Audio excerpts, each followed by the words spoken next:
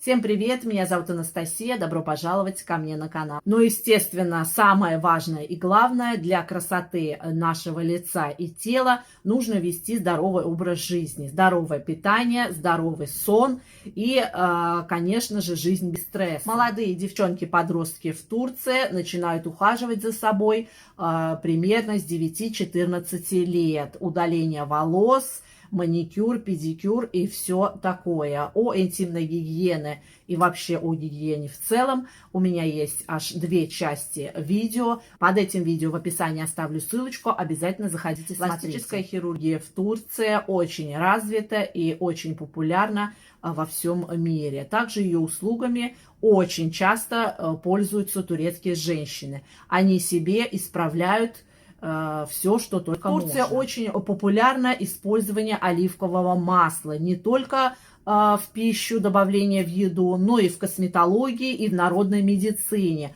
О народной медицине у меня есть очень подробное видео. В описании поставлю ссылочку. Заходите, смотрите. О пользе и колоссальном количестве витаминов оливкового масла сегодня я вам рассказывать не буду. Оливковое масло одно из немногих, которое не только впитывается в нашу кожу, но и доходит до наших костей. Моя свекровь, у нее частая проблема у женщин Турции – это коленные суставы. У моей свекрови они очень болели. Ей порекомендовали делать операцию, но она не захотела, побоялась. И она нашла себе очень эффективный способ от боли в коленных суставах. Она разводит оливковое масло с солью 1 к 1, ставит его в темное прохладное место на месяц, а потом она его вытаскивает, втирает в свои коленки на ночь, днем, когда придется. И после этой процедуры у нее болевые симптомы заканчиваются. Еще очень хорошо помогает оливковое масло, это от запоров.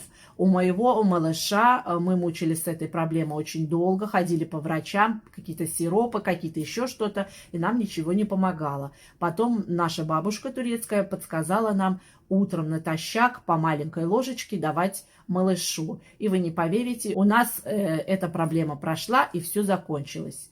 Но, конечно же, перед использованием вы должны быть уверены в качестве, что это 100% оливковое масло, органически чистое. Но нам повезло, мы живем в самом центре оливковой индустрии, так как оливкового урожая по всей Турции 70% приходится на Эгейское побережье. У нас здесь своя оливковая плантация, где мы собираем свой урожай, а потом отжимаем масло.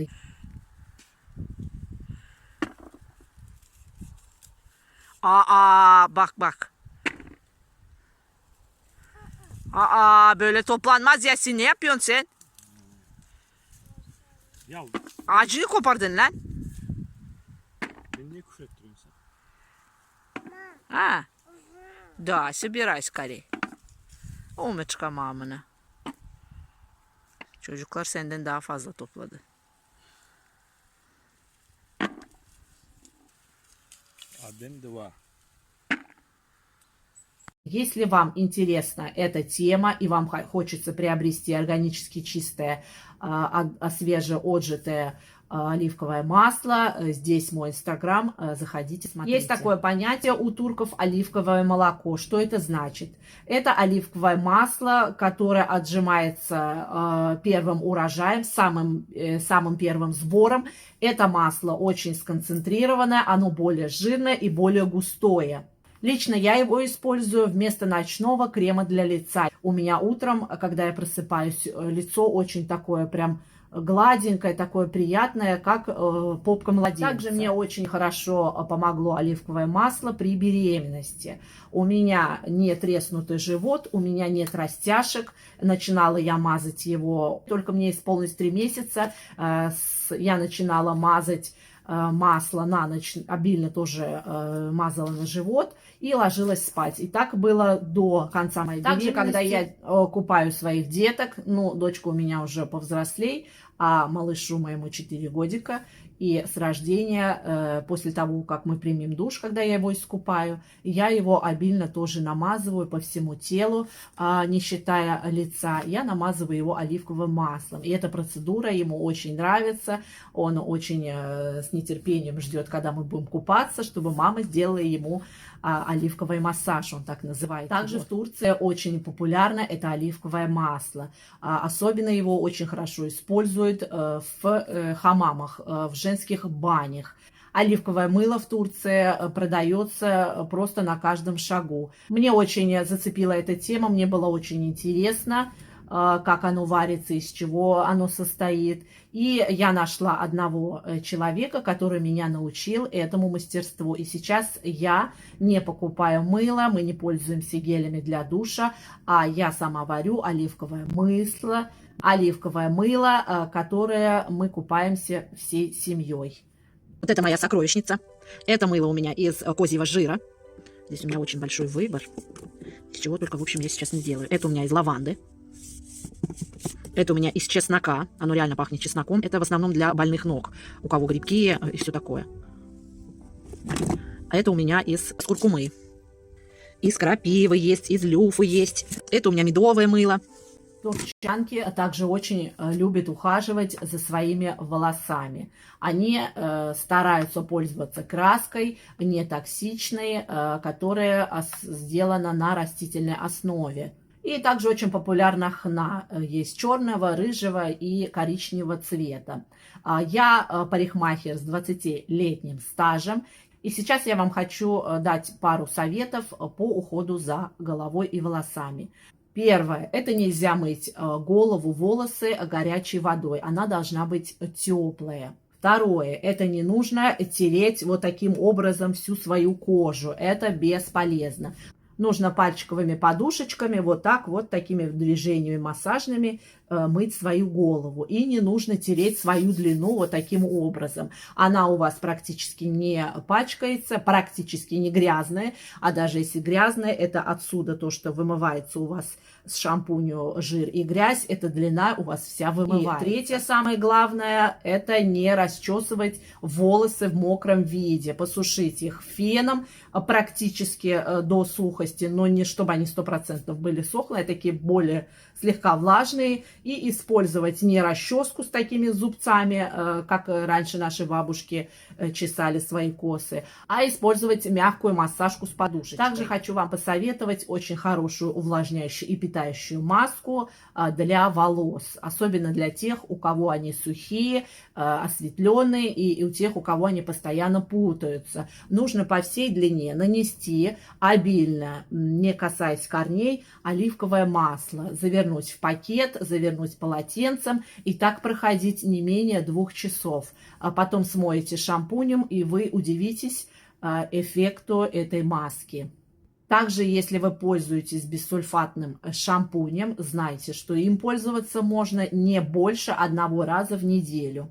Нужно голову мыть столько, сколько вы чувствуете, что она жирная. Это неправда, что надо ходить до тех пор, пока не пройдет 3 дня или 5 дней, чтобы помыть голову. Якобы часто мытье головы – это вредно. Это все мифы. Голову нужно мыть тогда по мере ее загрязнения. Когда вы видите, что она у вас уже жирная, то, конечно же, нужно помыть. Что мне нравится в Турции, турецкие женщины-турчанки совершенно не парятся о своей неровности фигуры. Совершенно не комплексуют по этому поводу. Это очень хорошо видно, особенно когда выходишь купаться на море. Об этом у меня тоже есть подробное видео, по ссылочке проходите вниз. Но при этом они очень любят заниматься спортом. Здесь очень популярны такие виды, как пилатес, арабские танцы, танец живота, и очень популярна зумба. Очень много курсов, очень много кто открывает свои мини-площадки частные. Здесь с этим вообще нет проблем. А вообще сейчас последние 5 лет очень популярная профессия, набирает все больше и больше оборотов. Это диетологи. Турчанки не скупятся, тратят очень большие деньги на диеты, на диетологов, на их рекомендации. Они соблюдают все рекомендации. У меня вот соседка есть, она ходила к диетологу, она отдавала бешеные деньги, она действительно похудела, но после того, как ее курс с диетологом закончился, она опять начала поправляться в весе. В общем, эта индустрия сейчас очень набирает обороты. Еще турчанки очень хорошо следят за своими бровями. У меня, кстати, все спрашивают, что у меня красивые брови. Спасибо, девчонки, за комплимент, мне очень приятно. Но если я не буду за ними ухаживать, то у меня бровей нету. Они у меня абсолютно бесцветные. То есть, если я их не покрашу, у меня просто будет белый пух сверху. А так мне приходится их красить где-то в 2 недели 1 раз. Я их крашу черной хной. Мне посоветовала эта мусульманская девочка у меня на родине, и после этого я прям подсела на эту процедуру. Вообще турчанки очень ухаживают за своими бровями, делают всякие на них масочки для того, чтобы они были густые, хотя они и так у них густые. Они не любят тонкие брови, очень редко турчанки выщипывают такие ниточки. Еще частый вопрос мне задавали, как турчанки избавляются от волос на лице, усики, вот здесь, в общем, брови, делают это воском горячим. Но так как я сама мастер по бровям, я занимаюсь этим ниткой. Но почему-то удалением на лице воском волосы начинают расти более щетинистыми, более жесткими, чем после нитки. После обрабатывания ниткой они все равно более мягкие и все равно более похожие на пух. Так у меня мои девочки, конечно, я им убираю ниточкой. Здесь чистим все, усики, подбородок. Кстати, вот только мне стукнуло 40-ник скоро будет, и у меня, в общем, начала борода расти. Девчонки, пишите у меня, во сколько лет у вас стала расти борода. А раньше у меня не было, конечно, такого. А вообще проблем. Самое идеальное, натуральное и питательное средство для бровей это грецкий орех, либо миндаль. Меня этому научила тоже одна азербайджанка, взрослая женщина, у меня тоже там на родине. В общем, нужно брать миндаль или грецкий орех и поджигать его.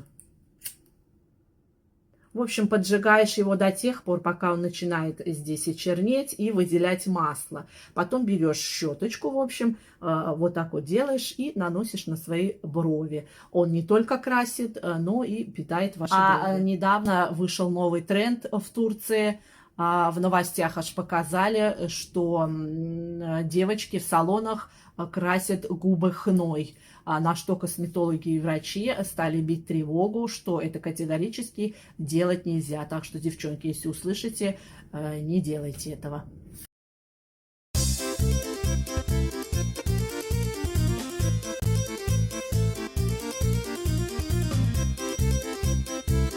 Если вам было полезно это видео, обязательно подпишитесь и обязательно поставьте лайк. И напишите мне в комментарии, какими лайфхаками по уходу за собой вы пользуетесь. Мне будет очень интересно.